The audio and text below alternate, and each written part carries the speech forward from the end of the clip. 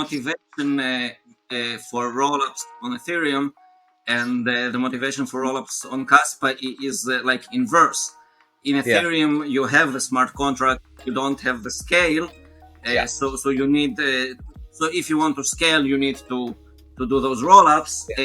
On Kaspa, it's the inverse.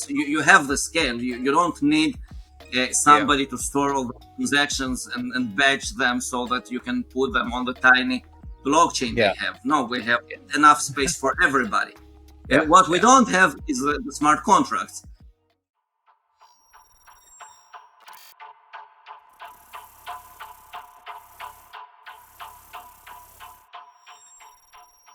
Welcome to XXIM Podcast, your home of decentralization. Today, I've got with me amazing team from Igra. So I've got Denis, I've got Pavel, and I've got Mike. Welcome all. Thanks for inviting us. We did one episode with the Igra team maybe a month and a half ago. So I'll put a link here, and you can watch it. That where I had Denis and Pavel. We did an interview, but Mike wasn't there. So Mike, I'd love to start from you. Just a quick background and you know where you come from, and also what's your role at Igra now? So I've been like a computer geek since childhood. I've began studying programming when I was like in 8th grade. And it was always sort of a hobby. I really liked computer games. I wanted to understand how they're made, so I entered programming. My dad was a programmer. And then, like, since 2013, I've been into crypto. I remember Litecoin launching, and it was like really crazy idea. There's one that more crypto. Litecoin, right? Yeah, like there was not Namecoin before it, but it was like something on top of Bitcoin. It was not. Right. And then I saw this boom of altcoins and then tokens, and I began thinking like, what's wrong about all of this? What's the problem? And definitely like the scaling problem seems to be like the reason why we don't achieve the goals we were set to achieve, which was like, you know, banking the unbanked and making crypto available for everyone. And I had this like idea of how the perfect crypto looks. And it was a dream crypto. It never existed. And then I was speaking with a good friend that some of you might know, Shai Wyborski. And he tells me, I've got a friend who's like, he's in the academia, he's doing crypto, he's going to release his own coin. So I jokingly asked him, does he need a programmer? And he said, you know, I had a job, I didn't need a new job. I just jokingly asked that. And he checked that, and that friend of his was, of course, Jonathan Sompolinsky. And we met, and Jonathan described the same coin that I envisioned, only he knows how to do it. Well, he doesn't know how to do it. He knows the theory of behind doing it. He needs the guy that can, you dirty his hands and do it. So that's me. So I've been the dev lead for we didn't call it Kaspa back then. The company was called Dag Labs, and I've been the dev lead for Dag Labs up till the launch of Dag Labs. Then I had to do a lot of things I didn't like doing. I'm not good at doing, so that really burned me out. And like a month before mainnet launch, they said, I can't do that anymore. I'm burned out. I'm leaving. I'm going to study music. I went to study music, but then Kaspa did launch and they did need help. So I remember coming to the university with a laptop, sitting in a lesson and coding away. But then after all the growing pains subsided, then I went to study music for a couple of years. I didn't touch code. I didn't get updated. Like, Shai was sometimes telling me what's going on in Kaspa space, but with updates. And then once in a while, I was meeting Denis, and he was like offering me some Denis, you were a Dag Lab as well. You were a Denis Dag Lab. Yes. Yeah. No, Denis from Deglabs. He helped us a lot with DevOps and a lot of other things that he's like just a magician of. Uh, so anyway, I was meeting him like friendly conversations, and in the midst of it, he was offering me some new endeavor he was undertaking, and it was Right. always maybe, and I was always agreeing. I'm a very agreeable person. Whatever you offer me, I was agreeing, and the next day I would say, "Nah, I'm not doing that." But then one day Right. then it comes to me and says like, we're doing smart contracts over Kaspa. And I couldn't like let it pass. This is the holy grail. This is what we were waiting for. I have to be part of that. Yes. So I told him like, let's do it, but I'm going to be, I forget the word. I am going to be spoiled. I'm working on what I want and not a lot of hours. And he said, that's cool. Right. So I'm not doing a lot of hours. I'm doing maybe 2 days a week. It's not 2 days. It's like if you sum up all the hours I do, will sum up for 2 days. Sure. I'm there. First of all, in the design space, we talk a lot about how to do things, and I can provide my knowledge as a core developer.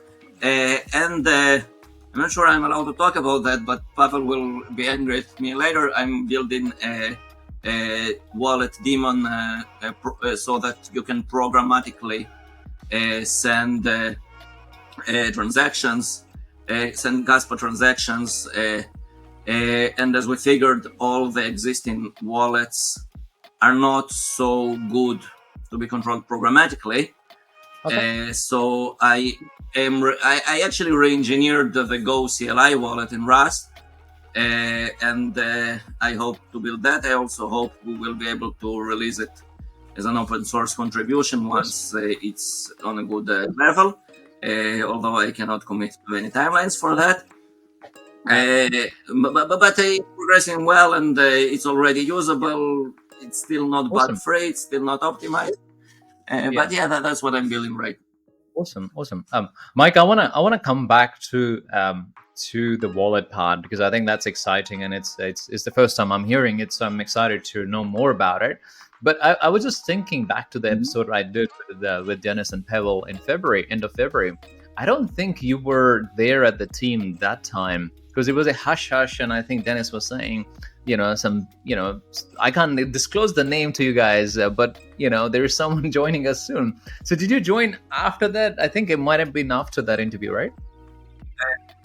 Well, I know there are a few people that we were like not allowed to talk about because. Right. No, Mike was already there, but we're talking about other people. I joined in February, like my first work. I see. Like February 20th or something like that. So it was like more or less the time. I see. Yeah, but I was never. That's great to hear. They were always parading me. Hey, look, he's working for us.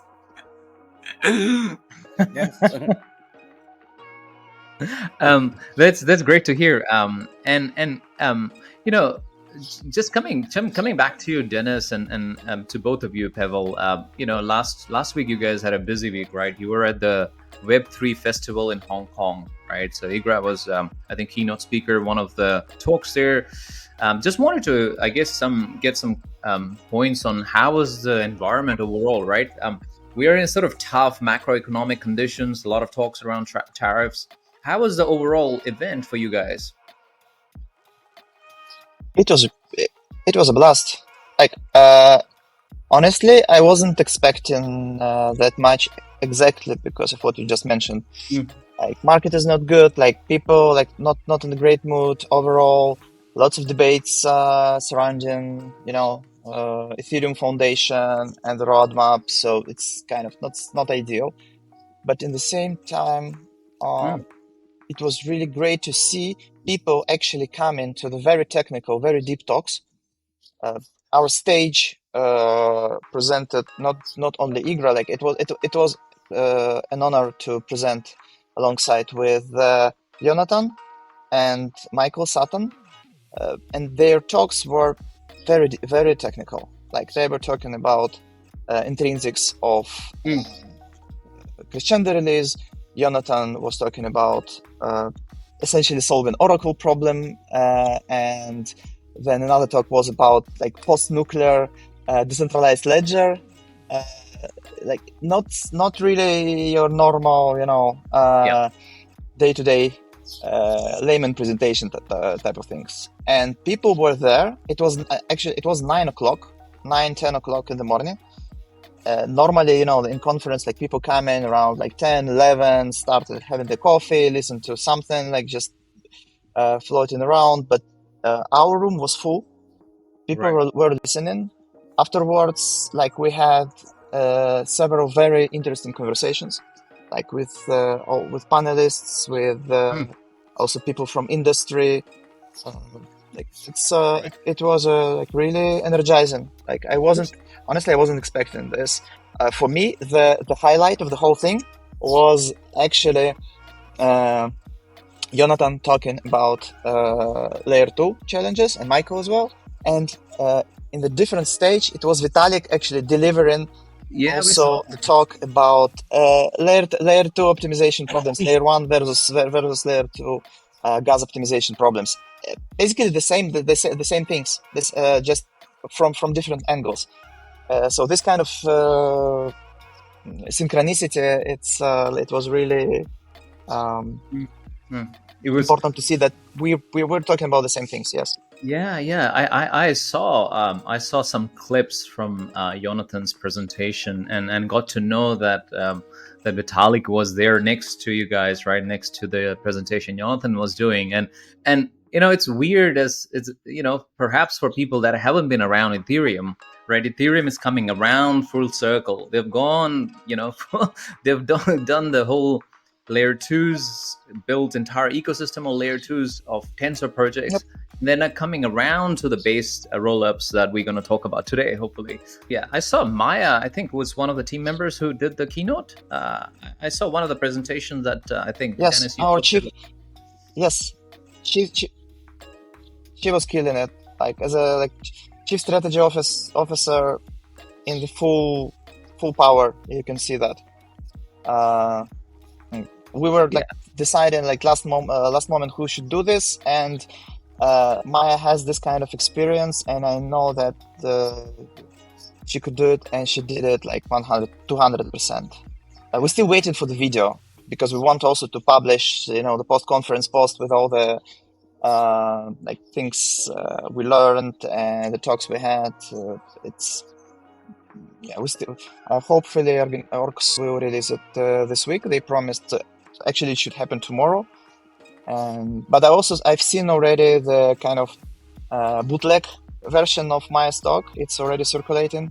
Yeah. So it's for impatient viewers, they can also check this out.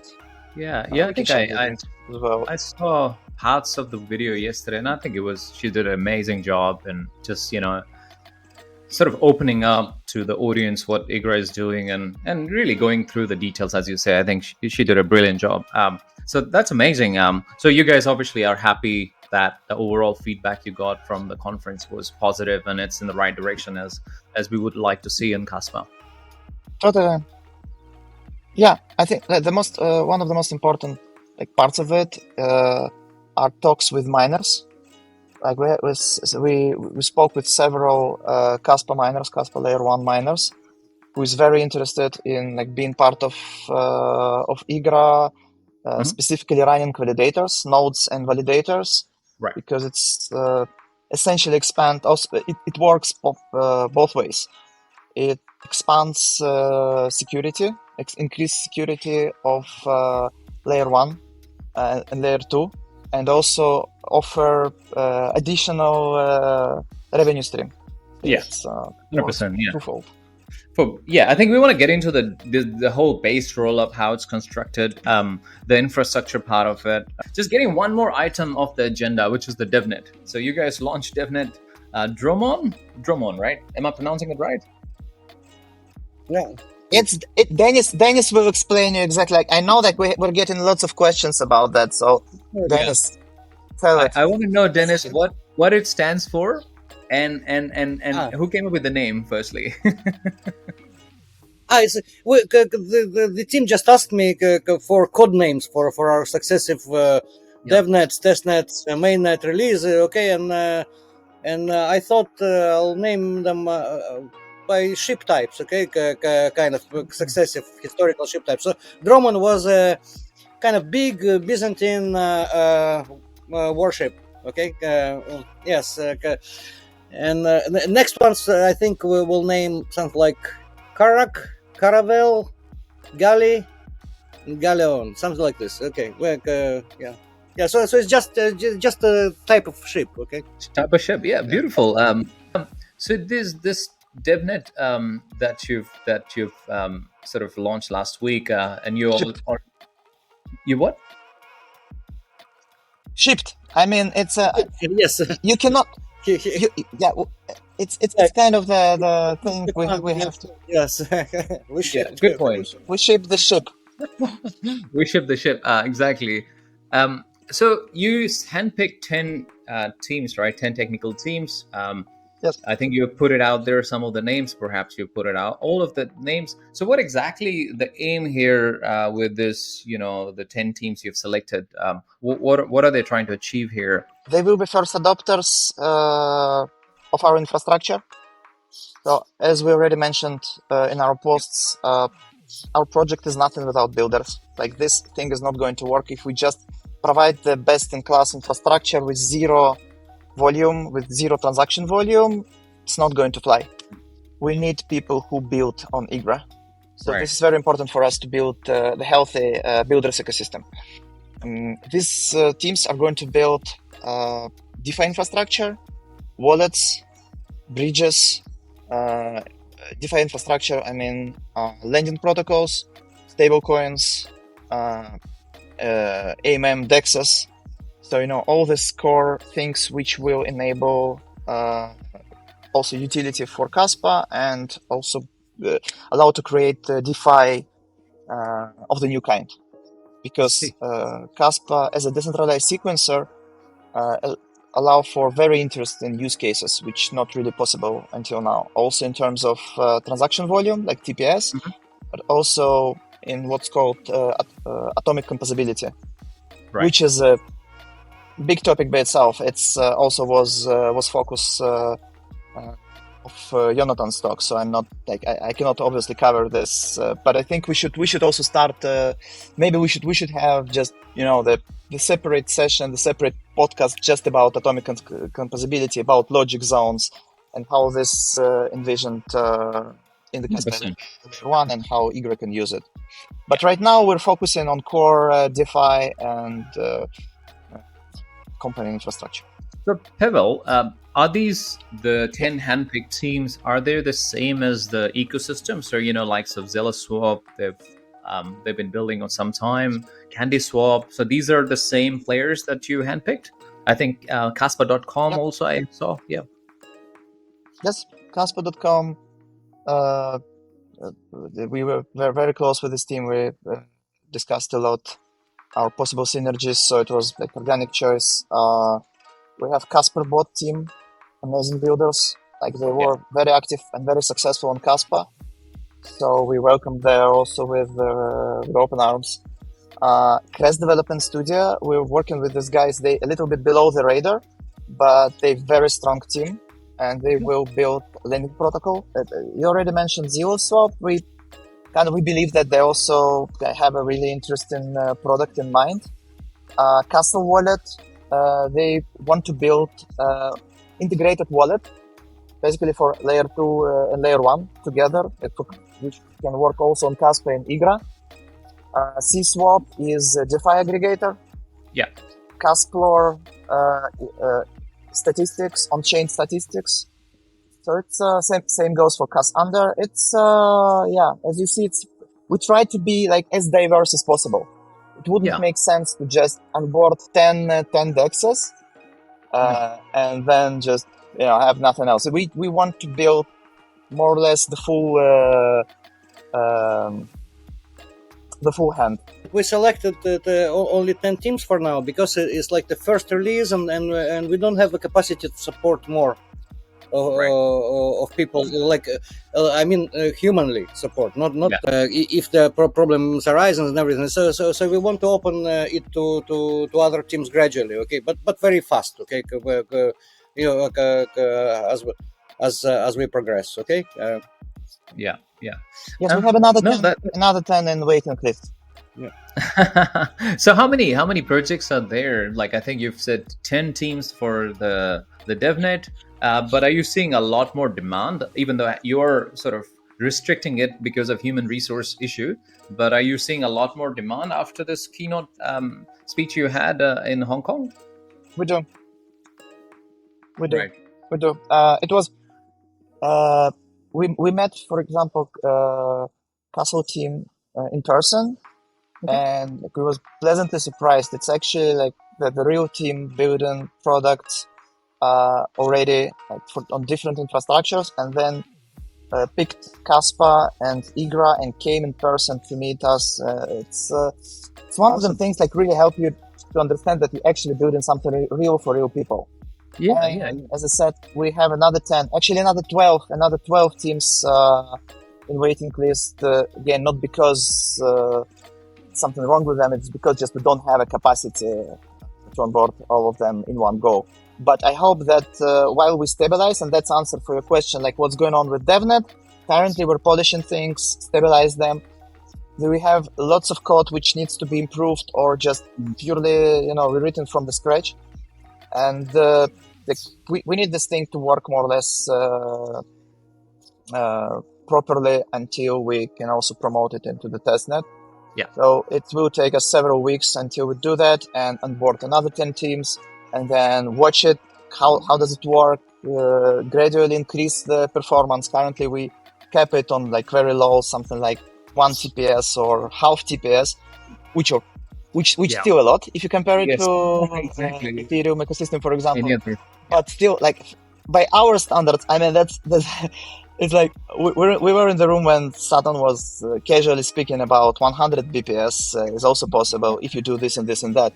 So we're like, okay, this year let us just focus on 10 BPS. Maybe we can catch up with you guys next year. But so exactly. we should do it gradually. Yeah.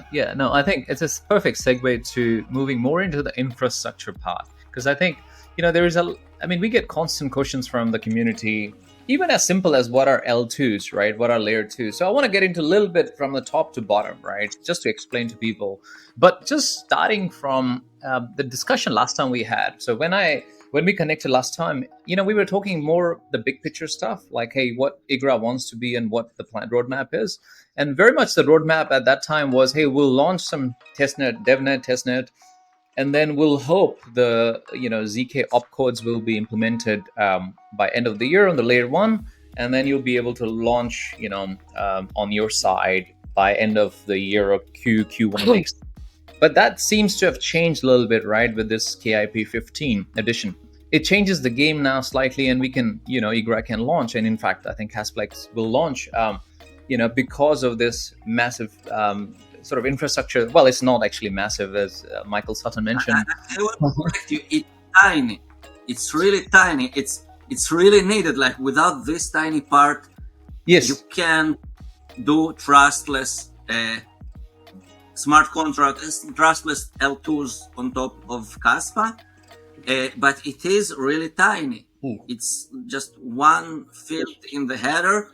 Its definition has hardly changed. But it enables a lot. Michael Sutton mentioned it's a one line of code, right? He's like, but it's got huge implication, even though it's very simple, as you mentioning, Mike. So I want to get into that. So just for the clarification, KIP15 is like written by Igra team. So Mike, yourself, and Roman, I believe, are the authors of KIP15.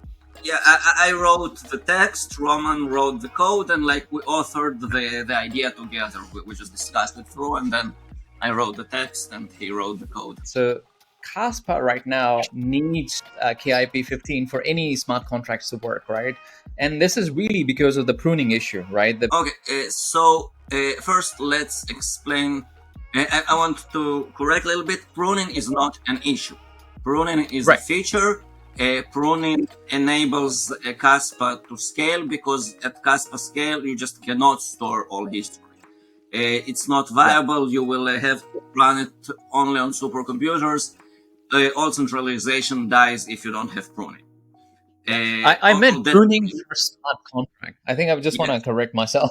It wouldn't, because of pruning, smart contracts wouldn't work. Yeah, let me now say why you are correct. Pruning is an issue because you need to prove that the history you say happened indeed happened. Because every program, including every decentralized program, has a state. And when you connect for the first time, you want to download this state, verify its correctness, verify that there's a consensus that this is the state. And then on top of the state, you can apply transactions and blocks that come as they come. So on the base layer, this state is called UTXO set. UTXO unspent transaction output. Every transaction in Kaspa is the same model that we have in Bitcoin. Every transaction points to 3 UTXOs. It spends them, so they are removed from the UTXO set, and all the outputs of said transactions are added to the UTXO set. Sure. And when a Kaspa node connects for the first time, it downloads a UTXO set that has a commitment inside the DAG. So it downloads sufficient blocks to prove, it downloads sufficient block headers from the history of Kaspa DAG to prove without a doubt that this UTXO set is legit. And then once it downloads this thing and proves that it's legit, it knows that it has a correct UTXO set. Now, when you do a layer 2, this layer 2 has a state as well. And there's no commitment for the state in the DAG, naturally, because it's not part of the DAG. It's a layer 2. And you node that enters this layer 2, well, it has really no option but to download all transaction history, make sure that all those transactions indeed happened, run all of them, and reach a conclusion that this is the state. Right. And then comes the question, all right, let's download all those transactions. Where are they? Are on the block DAG. However, they were pruned, and now we have a problem. What can we do? What would we do, like, right now? Every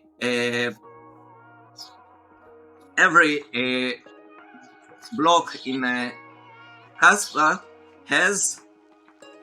Okay, I want to go sideways and explain something a little bit. One thing that is very complicated in DAGs is that you can have double spends in them. In Bitcoin or any chain-based proof-of-work coin, if you have a transaction inside a block, this transaction is legit. The miner that mined this block testified for it being legit, and if the community, if the network decides this transaction is not legit, it will not accept the block, and the miner will lose all the energy he... So that's very easy. In Kaspa, in any DAG-based cryptocurrency, you will have this problem that you might have transactions in two blocks that were mined simultaneously that are a double spend of each other. Now, it might be the same transaction or two different transactions. We both consider double spend because in addition to the outputs that the transaction pays, it also pays a fee. And if it appears in two blocks, then for each of them, the fee goes to another miner. So they are double spend, and the network, the consensus, has to decide which one is the correct one. So makes sense. Yeah. We have Phantom that sorts all those things, and this is like the genius behind Kaspa. But still, a lot of problems happen. One of them is a commitment to the transactions. In Bitcoin, we all know that the block header has a hash of all the transactions, and then if you provide a proof that here's the block header that you recognize because you have all the chain, here's a transaction, here's a miracle proof that this transaction wasn't just blocked, this transaction is legit. Yeah. You can't have that in Kaspa because actually we do have that commitment in Kaspa for some things, but you cannot prove this transaction is legit just by proving that this was inside the block. So in addition to, we call this the hash miracle root. In addition, we have also accepted ID miracle root. There is also the distinction between hash and ID. I don't want to go into that. This is not relevant for that. Yeah. But you can look into that. This is also an interesting topic. Yeah. We have the accepted ID miracle root. If you know a bit about how Phantom works, every block might have multiple parents. Parents are blocks it points to. Yeah, points to them. However, every block has a single selected parent. Yeah. And then you can go from the tip of the DAG up to the Genesis block and construct a chain made out of those selected parents. All the blocks outside this chain and all their transactions will be accepted by one of the chain blocks. So your transaction is legit, not if it's included in a block, but rather if it's accepted by a chain block. Right. In a certain way, you can look at a block DAG and you can construct from it a blockchain that is made out of the selected parent chain, and their bodies are not their own transaction, but rather the transactions that they accept. Right. So we have this, and if I can prove to you that here's a block header, you recognize this block header because you have the DAG. Here's a miracle proof that this transaction is in the accepted ID miracle root. You believe me, without trusting me, that this transaction was accepted. Right? Got it. There is one complication with this. I will get back to it later. But for now, I'll say this. Let's say you have all the headers of the selected parent chain. You have not two, but a couple of transactions that you want to prove to me.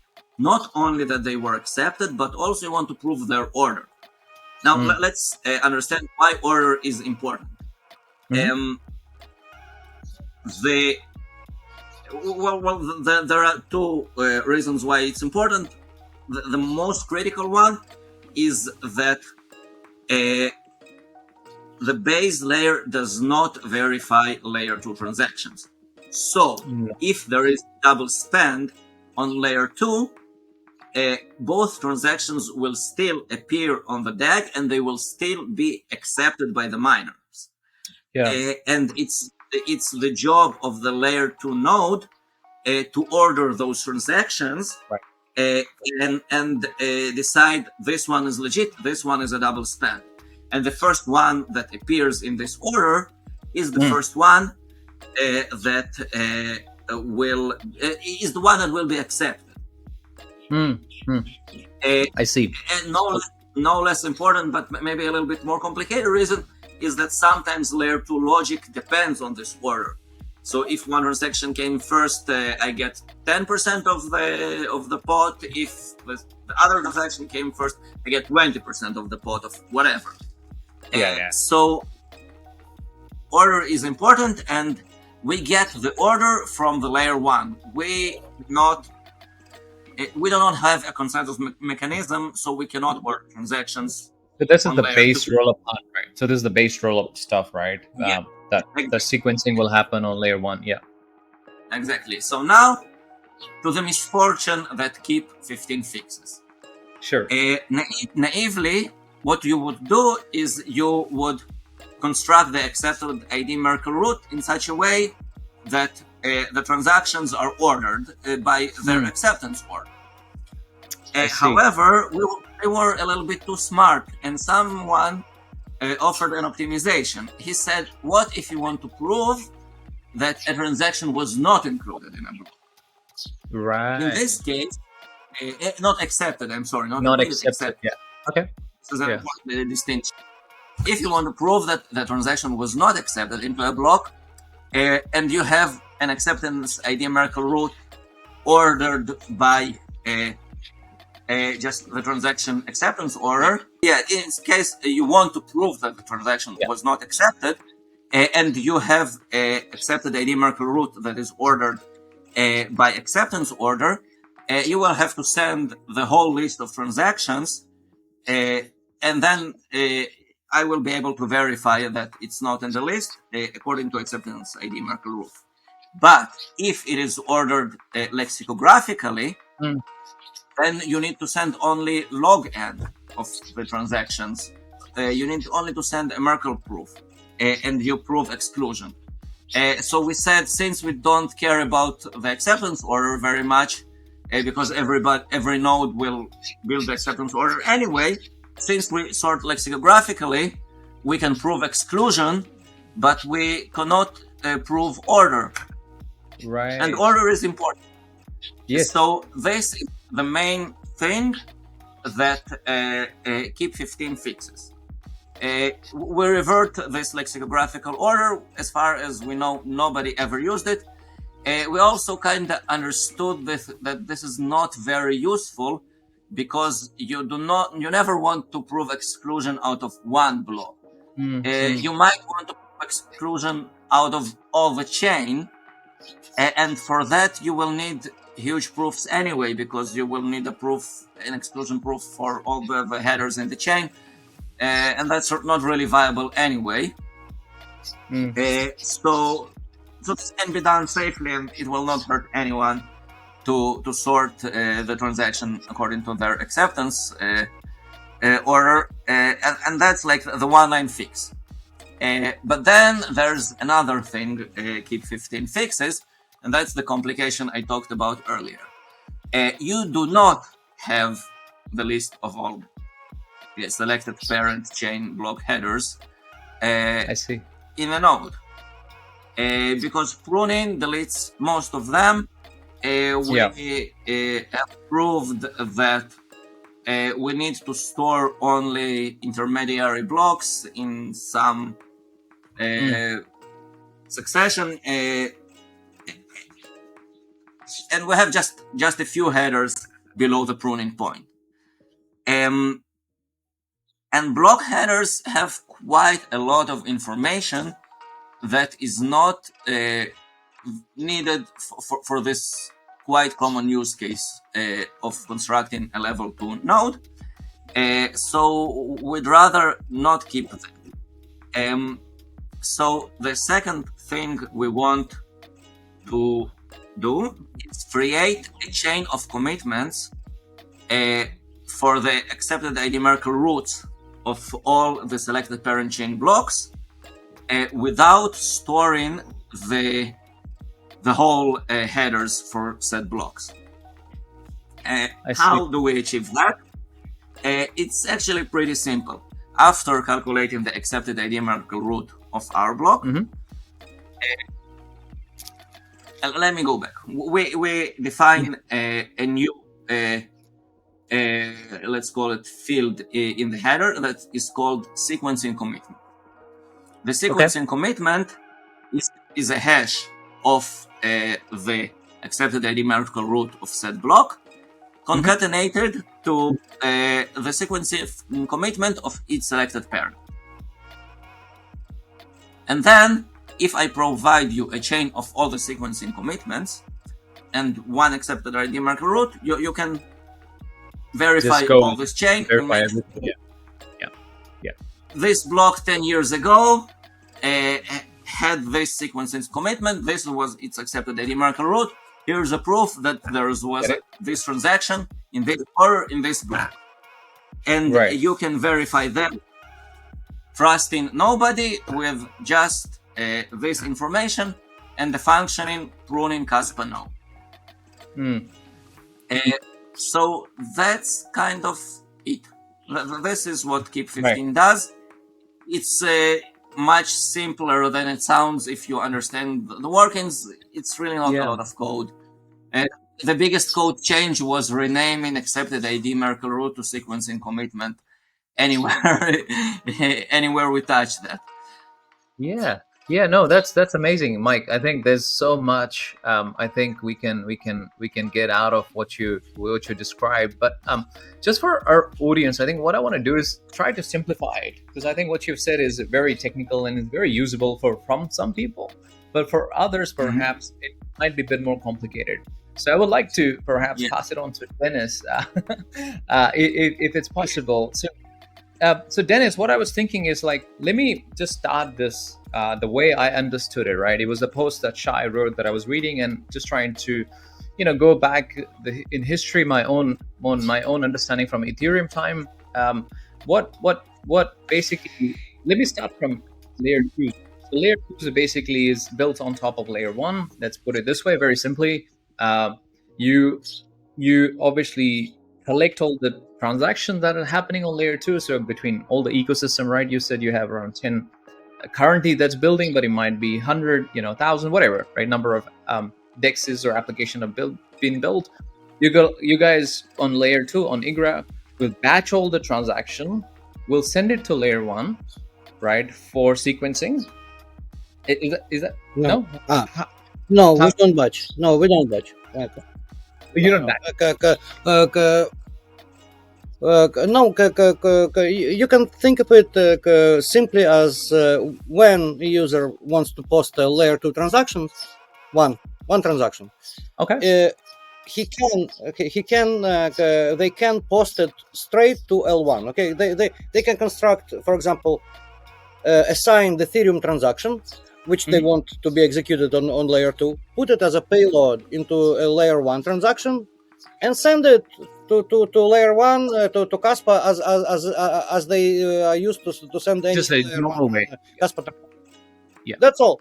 Okay. This is the simplest thing. Okay, and then our layer 2 node monitors what's going on layer 1 and picks up. They see, this is transaction is ours. Okay, we take it and execute it. Okay, I see. But our this is not our the one that we built. Anybody can run this node. Yeah, any layer 2 node. Okay, yes. I think the confusion here also arises from that we always say that we are 100% like Ethereum, yes, Ethereum compatible. No. Okay, so the end user doesn't need to know about Kaspa. They somehow can send the transaction directly to us. But this is a convenience thing. Okay, but the one I described before is what's really happening. Okay, but because most of the users don't want to deal with this mechanics. Yes, we will have relayers. And the job of a relayer is to do this, exactly this, okay, to get a transaction from a pure Ethereum wallet like MetaMask, okay, Ethereum transaction, and deal with all the complexity with posting a transaction to L1, okay, to construct it, to properly to do all this, okay. So it's just two ways to achieve the same thing. One is more convenient for the end user, okay, that's all. But returning to what you asked, there is absolutely no batching or nothing, okay, like that we get lots of Ethereum transactions, then somehow batch it, and no, it goes one by one. Yeah.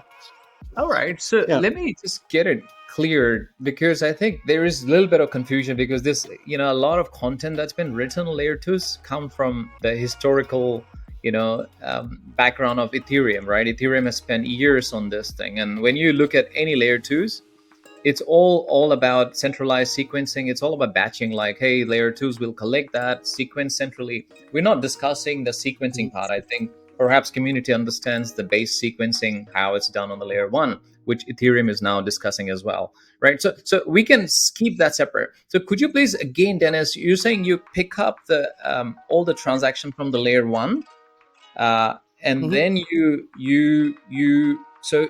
Like, let me take an example. So I am using MetaMask, right? I'm a user. I'm using MetaMask. I go use ZellaSwap, one of the example I'm using, or CandySwap, or anything, to do some swaps, right? Right. Now, what happens from there on? Because that transaction is sitting on Igra, right? So you can't send it directly to the layer one on Kaspa. You have to convert it over to Kaspa, right? So could you please explain to me the process? Okay. I'll explain. I'll try to explain a story, like a story, Yes, a flow. please. Okay, what's going Flow, on? Okay, okay. First, imagine we have like here 4 players. Okay, 4 players. Okay, let's draw this picture. Okay, Right. One player is Kaspa node, layer 1, right? Yeah. Another player, Igra node, layer 2. Okay, Mhm. where execution of this transaction happens. All right. Another player is the user with MetaMask, you. Okay. Sure. Yeah. Yes. Yes. And another player is the relayer. Okay, it's another entity. Okay, called relayer. Okay. Okay. So Right. what is happening is that when you configure your MetaMask, okay, you configure address of the relayer in the RPC of the relayer in your MetaMask, and your MetaMask sends your transaction to your swap on CandySwap or ZellaSwap or whatever to the relayer. Yes. Relayer then takes this transaction, okay, constructs Kaspa a layer 1 transaction. Layer 1, okay. I get it. Yes. Layer 1 transactions have a field called payload, okay. Payload. And, Yeah. yes, and your transaction goes into the payload field, okay, of this layer 1 transaction. Layer 1. Relayer now, okay. And it's preceded by a certain code, okay, like Igra, so we can identify it easily, okay, like that. Okay, then relayer posts it for you, okay, to layer 1, okay. Then the miners, there is a 5th player here, the miner who constructs a block with this transaction, okay, Sure. and mines this block. Yeah. And only then Igra node, okay, which is sitting on the side and monitoring what's going on, checking every new Kaspa block, what's going on there, okay. The Kaspa Igra node sees your transaction there in one of the payloads, in one of the transactions. Yeah. It picks it up and executes it. Done. Okay. This is the life of your transaction. Okay. Very good. So it executes, it changes the state change happens on the Igra side, and then you post it back to the layer 1, right? So you'll post it back to the layer 1. Yes, we do have this mechanism, but it's this state commitments to layer 1 is more or less a convenience. You can think of it as a convenience thing. Okay, it's not strictly necessary for cryptographical for it to be dramatic because of KIP15. Okay, because we can verify our layer 2 state using the KIP15 mechanism from the layer 1 transaction. Okay, I'm with you. Yeah, Denis, I'm with you. I think when initially we were discussing, I think it was a little bit confusing for me when you were saying that you'll pick up the transaction from the layer 1. I think it was missing the part of the application layer. So I just wanted to bring the application layer to the mix, which you did very nicely. And I think it just, as you said, you're telling the story, and the story was really easily digestible by perhaps everyone. That the whole picture, the life cycle of the transaction from the application dApp to obviously layer 1 settlement. Right. So now I have to say, we can discuss another important thing which KIP15 defines. Is ATAN, okay, Yes. which is a special kind of Kaspa archival server. Yeah. Which allows us to in a limited space, okay, because a full Kaspa archival it's a long-standing problem, okay, because of enormous amount of data which needs to be stored. But KIP15 allows us to construct a special kind of Kaspa archival server, which will have enough hashes, enough to verify anything which is happening on the layer 2 state. Okay. Yeah. And Mike can expand on this. Yes. So this is a 5 terabyte of data that you can keep per year, right? That's the assumption I think you guys might have done. That you need to keep instead of like ginormous. It's worst case estimation. I think in real world in the first few years, if that's what we have, I'll be very happy. But it's a very optimistic estimation. We probably will not have that much activity in the first few years. We have to say that when zero knowledge proofs come, much of this might be proven redundant. But we should know that, first of all, zero knowledge is still early in development. We really don't know when are we getting any of it and what are the properties of zero knowledge gonna be. So for the next, my guess is at least 5 years, that's not viable, and we want smart contracts before that. And even when we do get them, we probably will not get as much security from them as we can get from this design, because like the cryptography there is just not as secure. It is pretty secure, but for some use cases, just not secure enough. If you have billions of dollars on the network, it might be too large of a target for the amount of security you get, the number of bits of security you get from zero knowledge. So we. In our roadmap, we are definitely going to get Igra working with zero knowledge, but we do want to have this plan B, which is not exactly a plan B. It's just an alternative. First of all, before we get zero knowledge, and second of all, for the players that cannot use zero knowledge. If I may just summarize all this, because I understand it was a lot of content currently, and some of it was very technical. But just to get it all put it all together, we by using KIP15 and ATAN nodes, we can remove dependency on zero knowledge opcode in Kaspa layer 1, which is a great tool. Like eventually, like you need zero knowledge to improve performance, to reduce storage. And it can help in many different areas, but it's not required for the proper based rollup to exist. Only thing which zero knowledge will add in terms of business, in terms of product, is so-called canonical exit from any layer 2, including Igra. It doesn't matter, any rollup on layer 1 via zero knowledge can canonically exit the wrap Kaspa from layer 2 back to layer 1. Apart from that, everything else is identical. Like this functionality, like this ATAN and KIP15, these commitments allow us to just to build fully verifiable L2 state. And again, this L2 state is fully anchored on layer 1. I understand where confusion is coming from. It's from word rollup, and people think about rollup as a batching mechanism. We don't have any batching mechanism, because otherwise we would have to deal with the same problems about MAV and trust who actually order this transaction in the batch. No, we're sending them one by one to layer 1, so anyone can restore L2 state purely from L1. There is no consensus on layer 2 in our design. No. That's it. That's very well put. Very well put. And I think I want to highlight one thing, right? This base roll-up term, I think it's confusing people, right? Even though it's been around for some time, right? Justin Drake wrote it, I think 2022 on the paper, right? Ethereum Foundation. But I think because such a new term, it almost feels like there's so much within the base rollup happening, right? How implementation on Ethereum is happening are very different from how you guys are looking at it, right?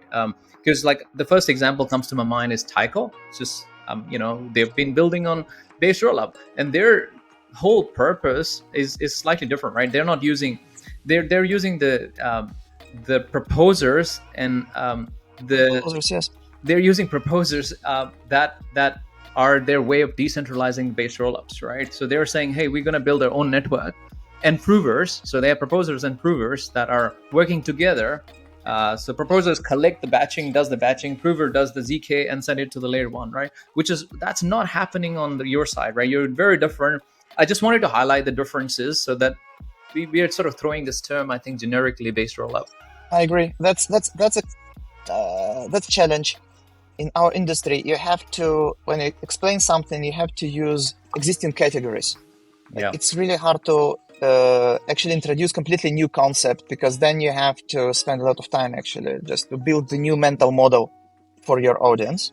So by using like concept of the base rollup, I think we at least get halfway in terms of explaining the sequencing. The sequencing happens on layer one, but then we also have to explain we're actually not batching anything, and we don't have any proposers and builders in this model. Like this model is actually, we see it as a base rollup should have done on Ethereum from the very first stage, like from the get-go. That's the whole cycle which Ethereum ecosystem went through with the scaling through L2s. It wasn't strictly necessary from technical standpoint. It was required from product and ecosystem standpoint at that moment, but from technical standpoint, you should have built what we currently build. I think we believe so. You should do what we do. Just build programmability and keep sequencing on the layer one. Motivation for rollups on Ethereum and the motivation for rollups on Kaspa is like inverse. In Ethereum, you have the smart contract, you don't have the scale. So you need so if you want to scale, you need to do those rollups.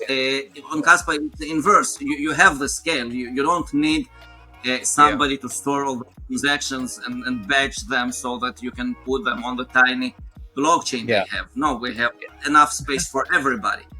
What we don't have is the smart contracts. So it's the inverse thing.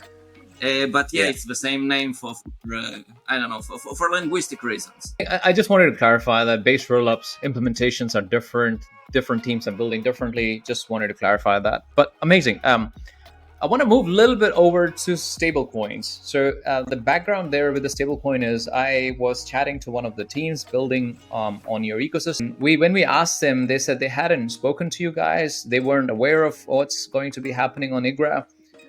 So what's the status of stablecoin? How are you guys thinking? And what are you guys thinking? The bottom line is, yes, we're in talks. We don't have anything specific currently to announce, but we think that stablecoin is essential, like for any proper business, proper decentralized finance business on Igra. So that's something which is needed.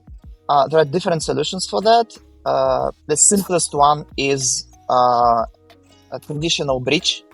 There are challenges related to that. So it's not an easy stunt to pull in terms of business and technology. So we think if any of our existing ecosystem teams or new teams will want to take this challenge, we'll be super grateful and we'll fully support that.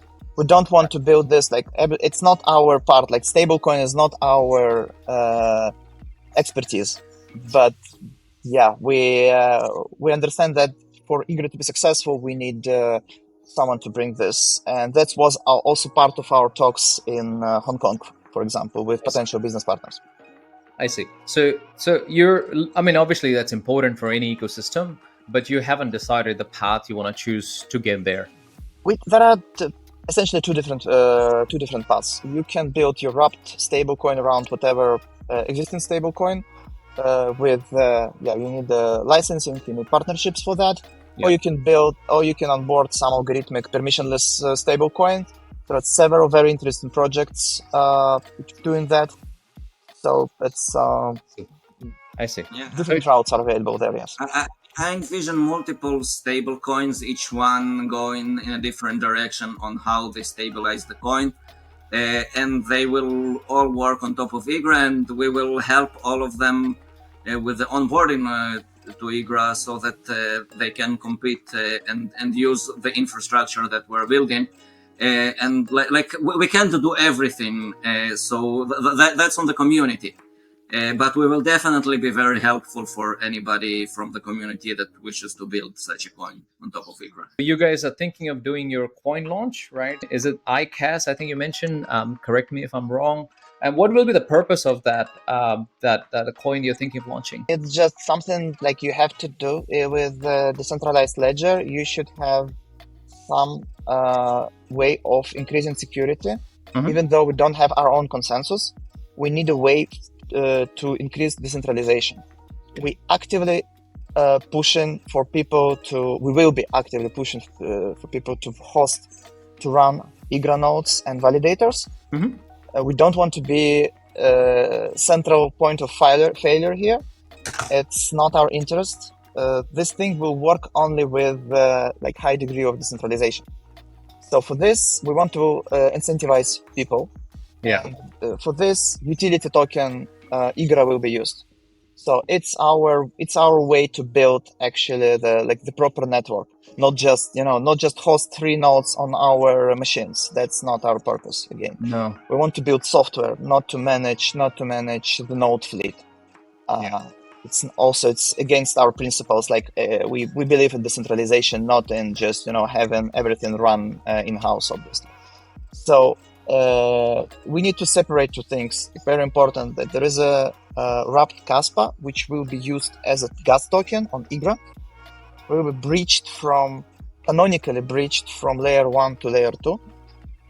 Permissions. So it's essentially you will send your Kaspa on layer 1 to some wallet, and then one-to-one amount of iKas wrapped Kas will be minted on Igra. Right. And you can use it for whatever purpose. And then there is a utility token Igra, which will be used to incentivize validators to on Igra clients. It's very important to note that this iKas is one-to-one to Kaspa, and you can redeem it back to Kaspa in a permissionless way. Just send a transaction on top of Igra that redeems Kaspa. You get your Kaspa on layer 1, and you don't have to trust anybody, and you don't have to get permission from anybody to do that. And it's not limited. For example, I don't know, in Binance, if you want to stake, you get this token, and if you want to redeem it, you have to wait. There's nothing like that. You have to place a transaction on top of layer 1, include some layer 2 logic. It will be executed by all the nodes, and you get your Kaspa back. Right. And I want to add that Igra node is needed not only to incentivize node runners, but also to secure the bridge before the ZK will be available on Kaspa. Okay, the exit bridge, okay, from Igra back to Kaspa, okay, needs to be secured, and it will be secured by staking of Igra node, Igra token on Igra nodes. Okay, this is another very, very important aspect of the utility of this token. I see. So there's iKas and there's Igra token. So iKas is the gas token, and that Igra token, as you explained, Denis and Mike and Pavel, so that'll be secure the bridge right before the ZK, right? So there are two separate things. Again, I just want to make sure I'm getting it right. I want to be 100% clear here. It's important. Yeah. Securing the bridge is something we need to do. It's in the plans, but it's not the part of the core roadmap for mainnet. It's something which ideally we need to build as well. So securing this bridge is not the primary utility of this token. The primary utility of this token is increasing security of layer 2 by increasing decentralization, onboarding new nodes in the ecosystem. That's the primary utility. And again, iKas is a gas token. Also, you can think about KAS also as a gas token, because people via relayers will be able to use native KAS as well. Yeah. Okay.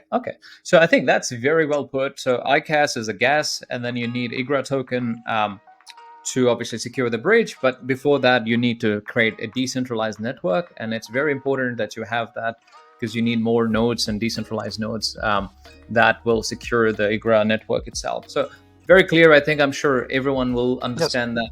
Simple and nothing complicated there. Guys, I want to wrap this up. Anything you guys individually want to go over that you're excited about, or anything that you want to share with the community? I just want to say to everyone, stop listening to us, go build something.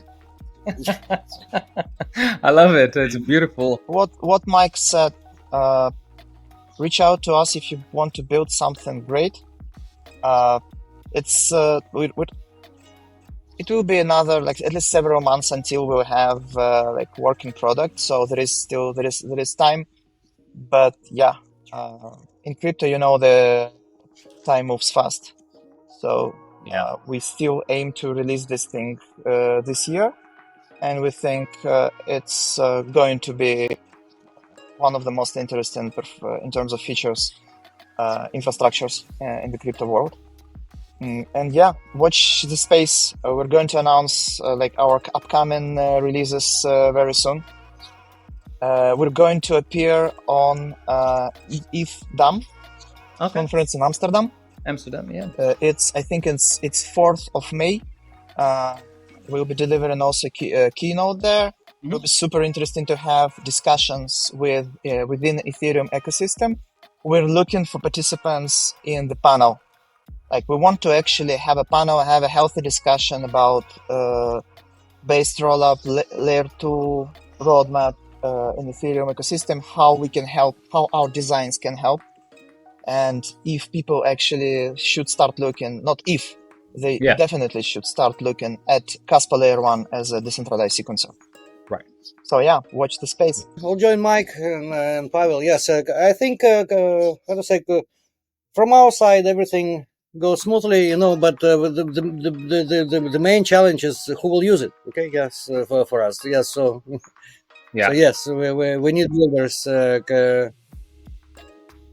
even before users. Yes, because without builders there will be no users. 100%. 100%. I think I will add a little bit. Yes. Yeah, I forgot that I forgot to mention that we.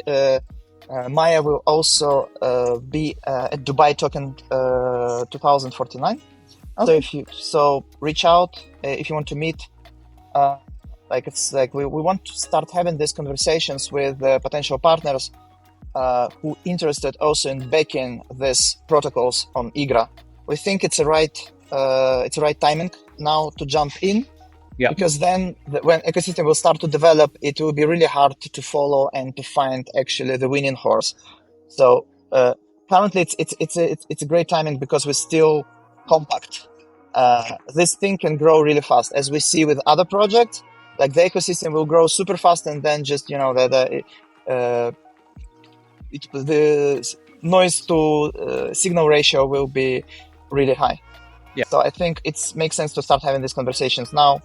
Yeah, reach out to us.